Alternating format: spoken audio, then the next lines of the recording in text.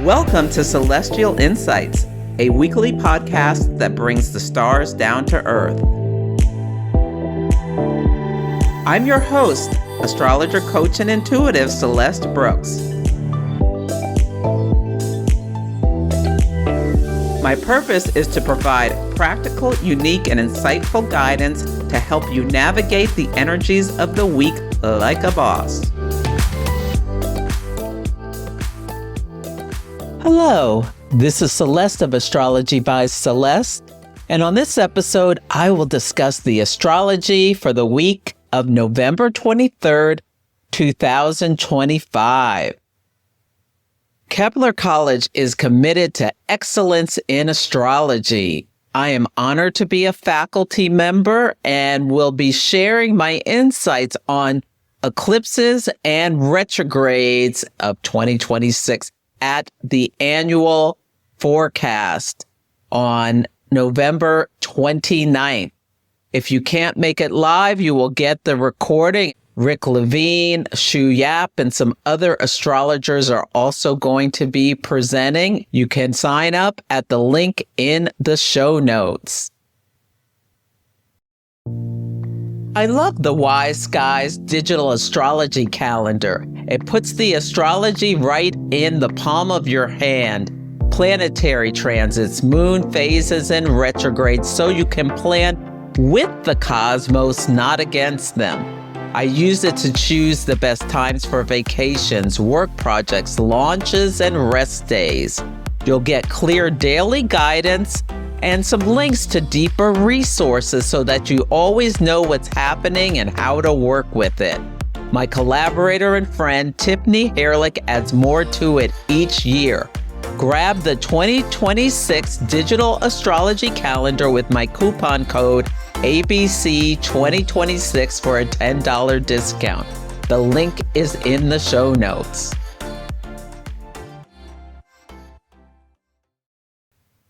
The theme of this week is Pandora's box, and there are three big things I want you to think about as you navigate this week. The first is that Saturn, the planet of structure, authority, duties, boundaries, karma, reality checks, responsibilities, and earned success, is going to be stationing to go direct on November 27th. This is Thanksgiving Day. Saturn went retrograde on July 12th at 1 Aries and has backed it up to 25 Pisces, where it's going to go direct and go over the same ground for the last time, and then leave the sign of Pisces for 29 years in February. Some people are finishing up their first, second, or third Saturn returns, and you've done the work. You're almost to the finish line. This is a time where you may be feeling a little somber, self-reflective, and intense emotions may be coming up. Stories that stopped or had a hiccup or momentum was stalled back in mid-July may resurface with outcomes, consequences, or next steps.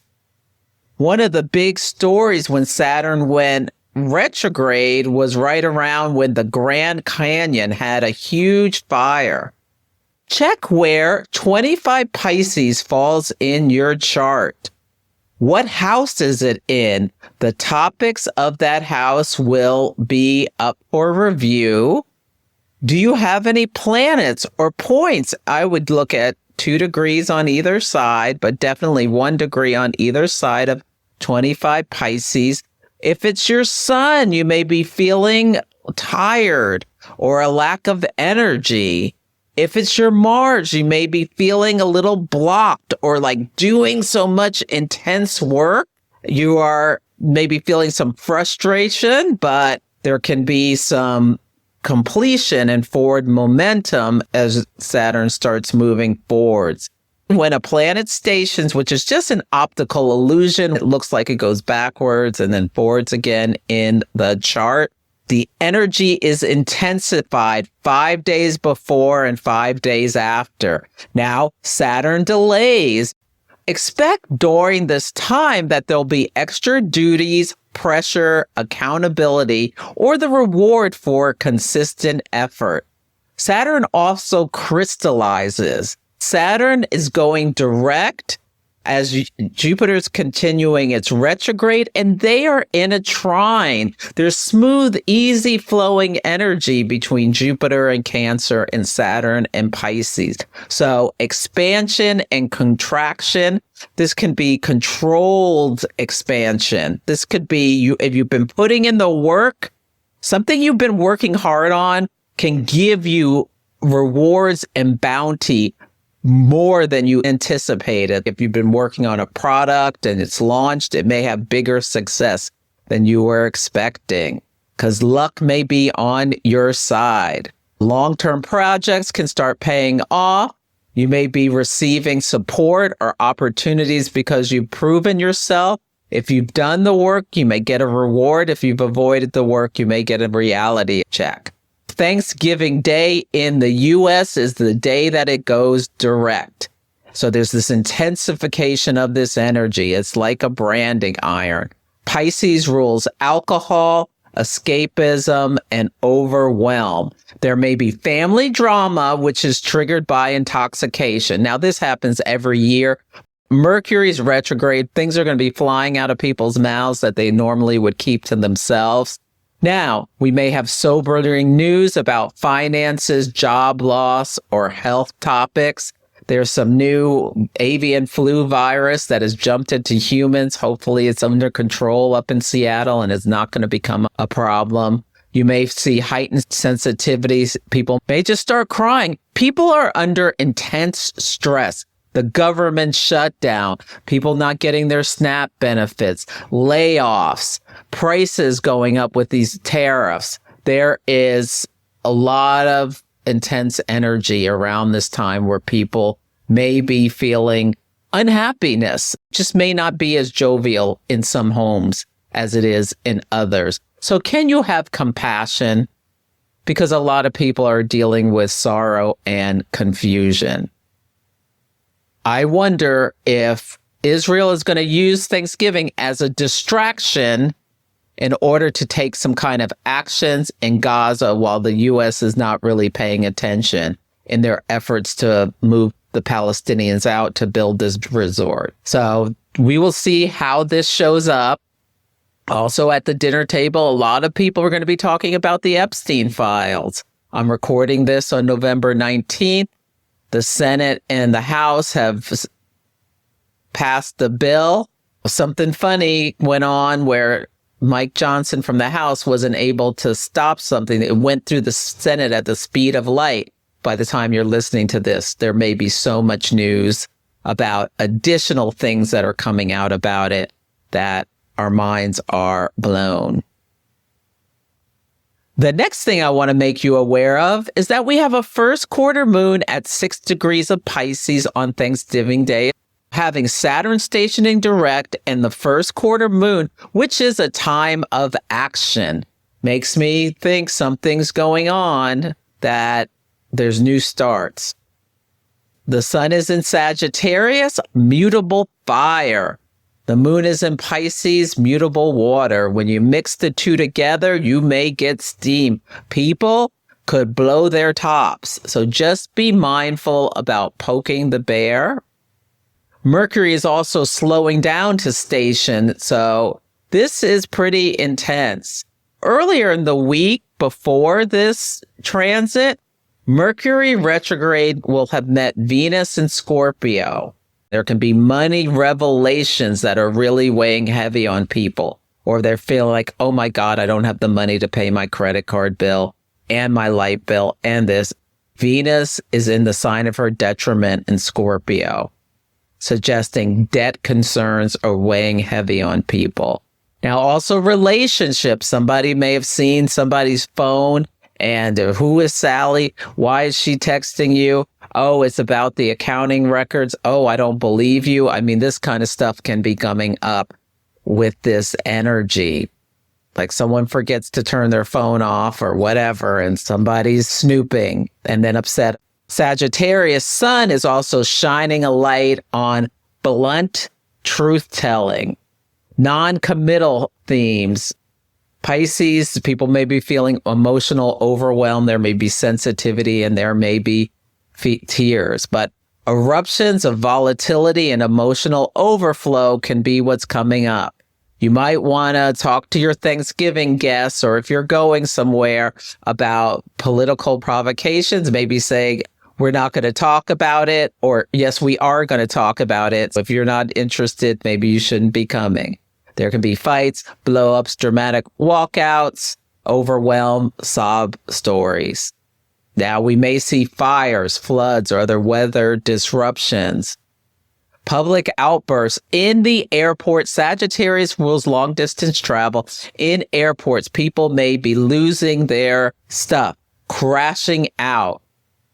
The Sabian symbol for this first quarter moon is a large cross on rocks surrounded by sea and mist. This gives themes of religion, sacrifice, devotion, but also disillusion. Some people may be talking about their misplaced loyalties in the billionaire from New York City who told him that he cared about him and he was going to make his life better and is doing nothing but enriching himself. There may be spiritual confusion or a loss of faith because of what they're seeing in leaders with Saturn stationing. A religious leader could get caught in a scandal that's totally unrelated to what we see now, or an aged religious figure may pass on, or a significant passing of a Piscean type figure, an artist, a musician, a mystic, could come up around this time. I got Madonna La Isla Bonita vibes with this Sabian symbol. It mixes music, religion, Sinead O'Connor, her truth-telling, challenging institutions. You may see someone hopping up at the dinner table who brings to mind themes of Madonna or Sinead O'Connor, and they're pushing the boundaries around saying things out loud about religion and spirituality. So at the first quarter moon, it's an action point. Check in on your intentions set at the Scorpio moon. You may need to adjust and refine the plan, what needs to be corrected. With water, there may be emotionally driven choices. Really great time to listen to your intuitive voice, but ask questions. Is this a quiet voice or a hysterical voice? If it's an hysterical voice, it's coming out of something not necessarily for your highest good. Watch out for escapism, alcohol, substances, fantasy, avoidance. Some people may have the best Thanksgiving they ever had. The music is popping, the jokes are coming.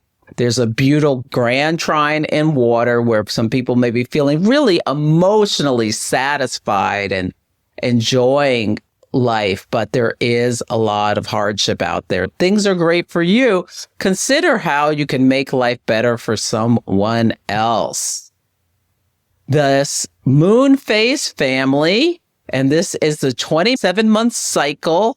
These are great for planning or witnessing what comes up when your chart is activated. February 27th, there was a new moon at 9 degrees of Pisces of this year. What was seated at this time? The first quarter moon now, the sun is in Sagittarius, the moon is in Pisces, both at 6 degrees. Your chart is being activated at the same place approximately on November 27th, 2025. The full moon of this story is a lunar eclipse where the sun is in Virgo, the moon is in Pisces on August 27th, 2026, both at 4 degrees, full exposure of something. If you started something in February of this year, there may be a big success or a big revelation next summer. And the last quarter moon, the sun is in Gemini, the moon is in Pisces, both at 7 degrees, May 28th, 2027.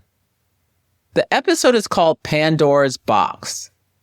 The myth of Pandora from Greek mythology is that she was given a sealed box containing all of the world's ills. She was not supposed to open it, but she couldn't help herself. Curiosity overtook her. She opens it. All of the suffering, disease, grief, and conflict of the world escapes, and then she slams the box shut. The only thing that remained inside the box was hope. So keep hope alive. Hope is always there, no matter how difficult people's stories are. As long as they have a sense of hope, they can keep going.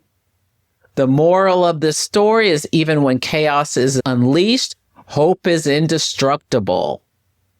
Now, at the new moon in Scorpio, the new moon was conjunct Lilith, which is Adam's first wife, who would not be subservient. So there may be themes about women not being silent, or the story of Eve is a story that's similar to Pandora in some ways, where she ate the apple. But this could be emotions spilling out, truths revealed, Mercury's retrograde, someone says something at the dinner table, and you can't put it back in the box. It's all out there, and it has to be dealt with. Maybe we'll see if Hope Hicks makes news again at some point. She worked for Donald Trump, and something could come up around her and accountability, this ongoing story with Donald Trump's karmic reckoning. But it's a great time to think about what actions you're taking. If you're in a tense situation, maybe pause before speaking. Try not to make impulsive decisions, because the consequences can be severe with Saturn stationing on this day. The last thing I want to make you aware of is that Mercury stationing direct on Saturday the 29th at 20 degrees of Scorpio. Mercury went retrograde at 6 Sagittarius on November 9th, and then stationing direct on November 29th. Especially 2 or 3 days before or after a station, but even 5 days, there's an intensification of the energy. So on Thanksgiving, with Saturn going direct, Mercury stationing, this is really intense, because retrogrades, what can happen is things come out of people's mouths that would normally stay in them. So just be mindful. Mercury moves communication, commerce, travel, technology, like our phones, computers, all that sort of thing. Delays, conflicts, and the collapse of what's contemplated can be issues. Flights can be canceled. Problems at the airport. Now, Scorpio is a water sign, so you may be hearing about a cruise ship having a problem around this time. There may be some resolutions to issues that began in early November. You may be dealing with a 3-part story as Mercury's stationing direct and going back over the same area of your chart. You get a psychological integration of what went before. So if there was a conflict with someone, you may get some clarity on, this is how I want to move forward. This is what it meant. This is why I said what I said. There can be contract issues or renegotiations. You thought you were done with a contract. There's a reversal. Mercury rules contracts, and retrogrades can bring reversals. Be mindful. There could be tech failures, outages, or storm-related disruptions. So keep your phone and devices charged. Now, something could have broken during the retrograde and the replacement arrives. I had to buy a new TV during the retrograde. My TV just broke. And then I got a new one, and it took forever to set it up because it's so complicated. It's one of these Amazon Fire TVs, but now it's all set up and I'm loving it. Now, when Mercury stations direct, I think there's a big story in the US because the ascendant is 7 degrees of Pisces. Mars is at the top of the chart in Sagittarius.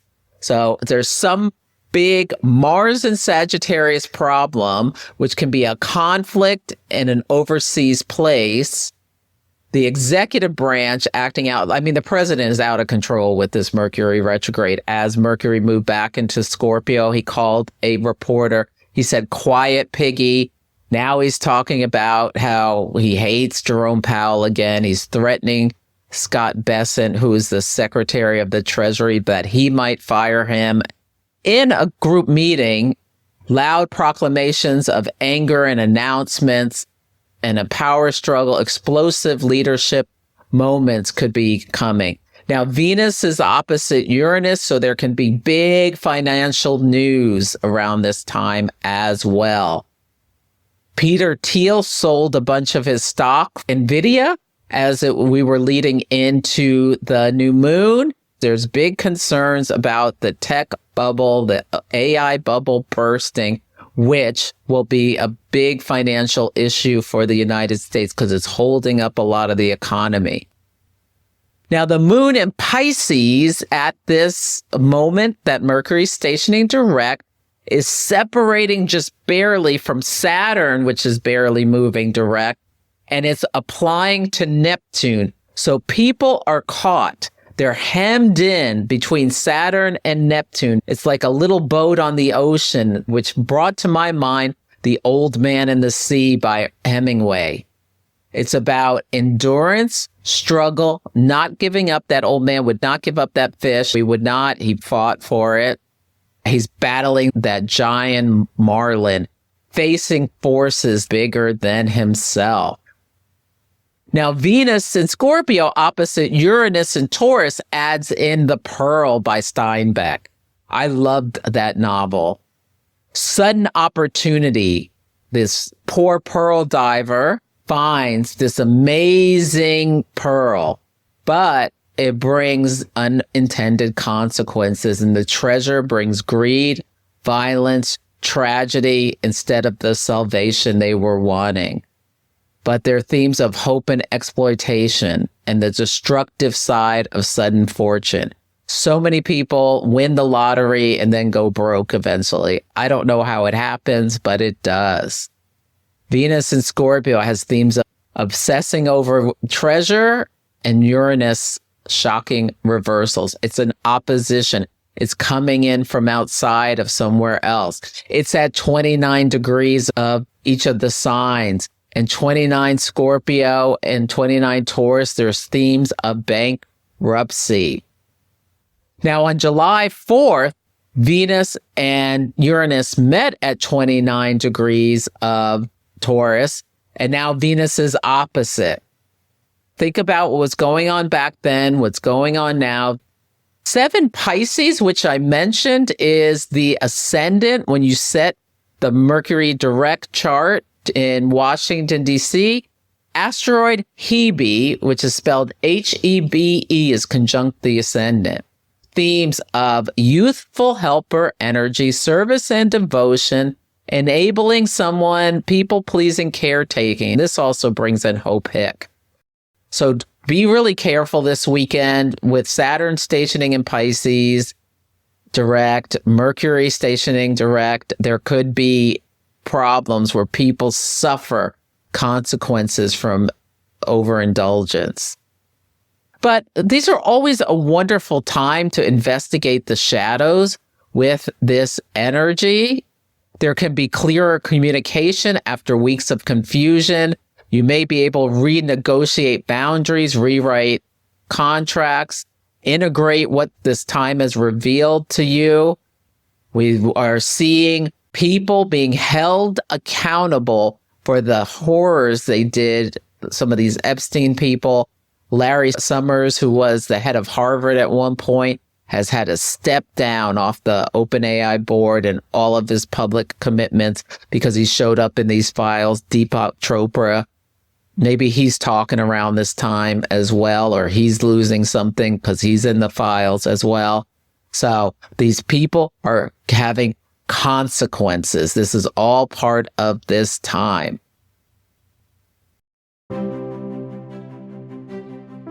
This podcast is supported by tools and practices I use myself. One of those is Solar Fire software. Whether you're an astrology hobbyist just exploring charts, an enthusiastic student, or you have a full professional practice, Solar Fire is such a powerful companion. It doesn't just store charts, it animates them. You can move forward or backward in time and watch transits, progressions, and timing techniques unfold in real motion. I customize chart layouts, keep my client notes organized, and run reports I use all the time. It's deep enough for advanced work, but still approachable when you're learning. You can use my code Celeste15 for 15% off at alabe.com.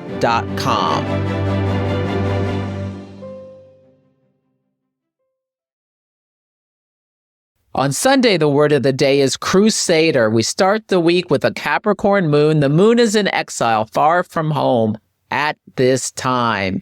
People may be feeling a little pessimistic or working to achieve some goals like getting all the groceries for Thanksgiving dinner or finishing up work projects before a vacation. The Sagittarius sun is sextile Pluto and Aquarius, both at 1 degree. With this energy, people may be feeling like their belief systems are being challenged, mocked, or dismissed by the collective. And that can stir up deep, simmering anger. This is CRUSADER energy who's going to show you standing on the corner, screaming at people. There may be a spotlight on some of this type of energy. You may be watching a documentary about the Crusades. On Monday, the word of the day is reckoning. We have a waxing crescent moon at 17 degrees of Capricorn at 1:24 a.m. Pacific time. We start to see the light about something, maybe something the government is doing, a new segment about elderly people, or a big business. We get some news. Now, Mercury retrograde in Scorpio is King Kunks, Chiron in Aries. King Kunk says, move us into new situations where we have to release and let go of something. This could be a secret spilled. And Mars in Sagittarius is squaring the nodes, all at 14 degrees. The north node's in Pisces, the south node's in Virgo. When anything squares the nodes, it's a choice point. We come up to a crossroads and we have to make a decision. Be mindful. There can be a drive to just get something done. And if you don't slow down, there could be consequences. People may have a drive to make change. People have strong beliefs, may really go off. I'm thinking about the I've Had It podcast ladies. They are always going off about something. There's one who really is going to be revved up this week, Jennifer, the main host. Sagittarius squaring the nodes may test our beliefs and push us to choose between rigid certainty or control with the South Node in Virgo, trying to control, have things exactly a certain way, versus Pisces. We got to trust. We have to have some belief. Be compassionate, evolution. So be mindful that people's beliefs may be challenged, they may be confronted, and there may be righteous anger to defend their worldview. Emotional overwhelm can be hard to balance with Pisces and the desire to fix with Virgo. Choice points about micromanaging crisis patterns. I have a South Node in Virgo, and I can get too into the details, and I have to remind myself, stop it, just trust. This can be a burnout checkpoint. Like if you've been overdoing it, overgiving, taking on too much, this could be you get a nudge towards surrender, rest, and the 10 of Wands tarot card comes to me. It's like exhaustion. If you don't stop, you're going to get sick. With Capricorn Moon is squaring Chiron in Aries, both at 23. Then the moon's opposite Jupiter. Yeah, this is like emotional, like upheaval inside. And Mercury retrograde is conjunct Venus and Scorpio, both at 22 degrees. So there can be an emotional reckoning where truths come out, especially between couples. where they can bring conversations to the deepest level. Trust, intimacy, money, loyalty, desires, fears, these can be things that are coming up. It may have happened already during the weekend, but this is a window to talk about what really matters. And what you've been avoiding may come to the surface, but it'll bring healing, deeper emotional bonding between people. Even though you may feel raw right around this time, on the long run, it could bring much better relationships to you. The Venus in Scorpio, you got to get real. You got to talk about the difficult stuff. So if your partnership is aligned, this could bring renewed commitment and a stronger bond through truth-telling. But if your paths are diverging, this can bring clarity, leading people to say adios, senora, choosing honesty over staying stuck. And somebody may just say, I'm not going to Thanksgiving at your mother's house or your father's house to protect my peace. So people may decide to protect their peace. That could be Saturn and Pisces, and not be around people who they just cannot stomach. On Tuesday, the word of the day is collective. The Aquarius moon starts at 2:15 a.m. Pacific time. Aquarius is a sign of groups, organization. It's an air sign. It can talk about our thought processes, fixed opinions. Have a talk with yourself about dinner with Uncle John and Aunt Jenny. Can you be nice, or do you feel like you have to mix it up? Can you consider everyone else at the table?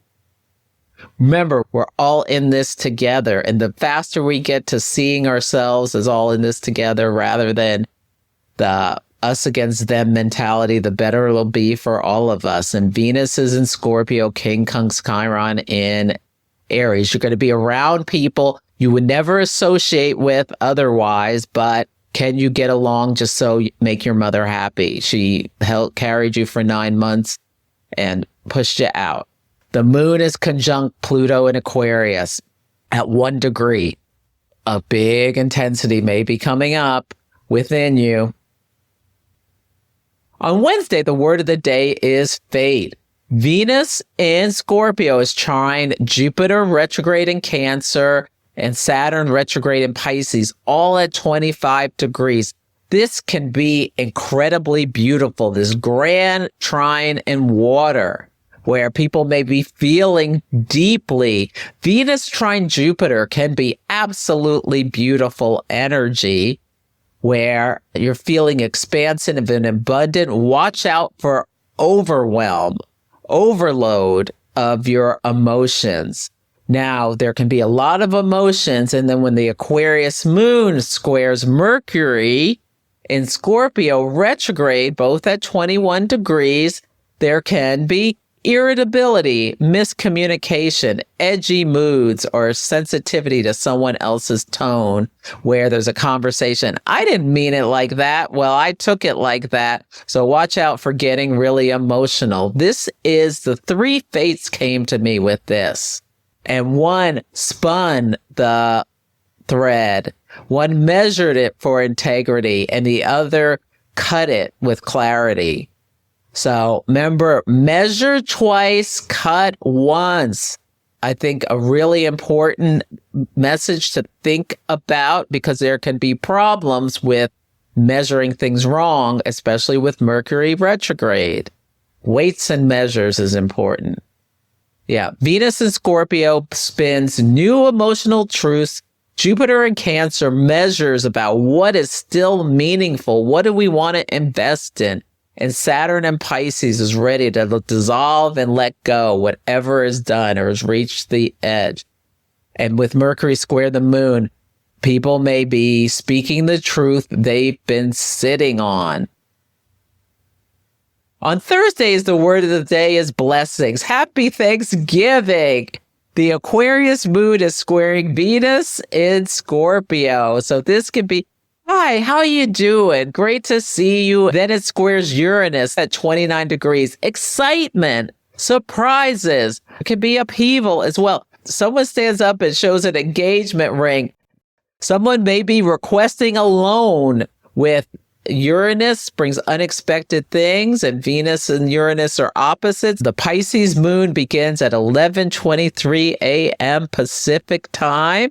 This is a big shift from the moon squares Uranus. Someone may say something someone doesn't like, and then Pisces, an emotional overwhelm, empathy overload, tears start falling. So just be mindful. Or you haven't seen someone in years, and there's this beautiful connection.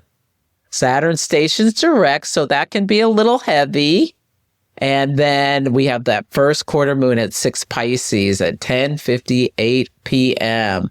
Someone could nervously ask for someone's hand in marriage in front of everyone. People are giving thanks for blessings besides hardship. Now, drunken ego clashes can also happen, but I hope everyone has a beautiful Thanksgiving, even though there's some heaviness to the energy. On Friday, the word of the day is embrace. The moon and the north node meet at 14 Pisces, and then the moon squares Mars at 17 Sagittarius. Now, this can be an inner conflict. Someone could be, their stomach could be on fire because they ate something too spicy. Sagittarius is a fire sign. Now, this could also be just a huge belly laugh. People huddling together for warmth around a fire. On Saturday, the word of the day is unravel. And I was thinking Get Jiggy With It by Will Smith. People stuck at an airport may break out into dance together. People may be having fun while they're suffering hard times with Mars in Sagittarius, the sun in Sagittarius. Yeah, but this is when the moon meets Saturn at 25 degrees of Pisces. People are delayed, suffering hardship. There is some kind of problem causing hardship, extra duties, responsibilities. Mercury stations direct at 20 Scorpio. Maybe you understand something. There could be airport chaos due to some kind of outage. Make sure you keep your phones charged. The Aries moon begins at 5:06 p.m. Pacific time. There could be something that's Pisces chaos, and then Aries people get angry. Or Pisces chaos and Aries people are in survival mode. Or Pisces, nothing's happening. Aries, you start exercising. Get that Thanksgiving turkey up. Venus in Scorpio is opposite Uranus in Taurus, both at 29 degrees. This is a mutually applying opposition because Uranus is retrograde.